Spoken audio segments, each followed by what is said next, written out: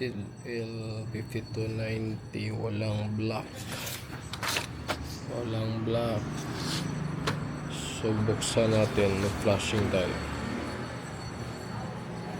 So naistignan natin yung hose niya kung wala bang leak at wala bang papel dito. So paglabas nito dito, ikutin mo lang dito tapos ganyan, check mo walang papel dito at walang leak at saka may enough na ink.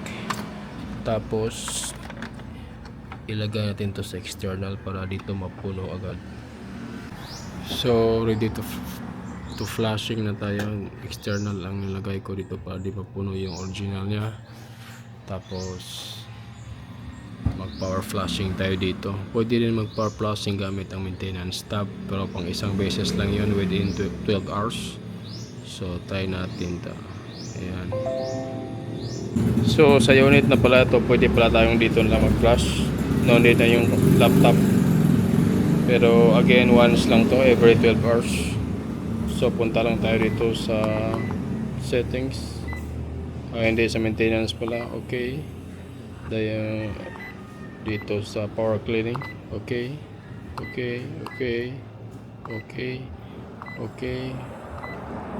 Tapos long press natin 5 seconds to.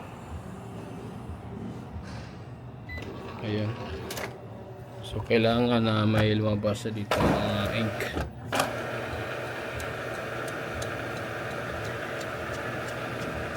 Ayan. So may lumabas na ink. So indicate yan na posibleng okay lang yung washboard niya. Kasi malakas na yung yan. Malakas yung labas ng ink.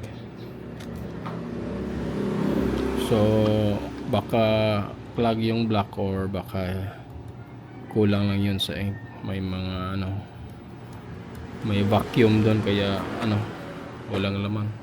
So ito yung pinakauna nating gagawin, mag flashing muna before tayo mag suspect na anong palitang pisa dyan. So ayan, mag nozzle checking na tayo kung okay na ba yung ating printout.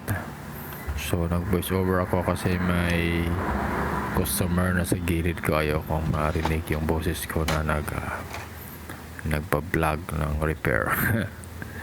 So ayan, wait natin kung mag-print kung okay na ba yung unit.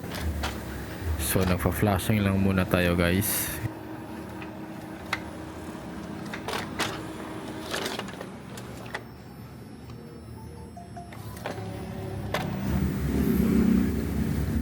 Ayan, so success tayo guys.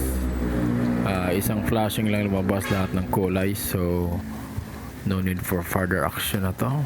Good as fixed na to guys. So yun lang. So madali lang yung ating pag troubleshoot nito guys.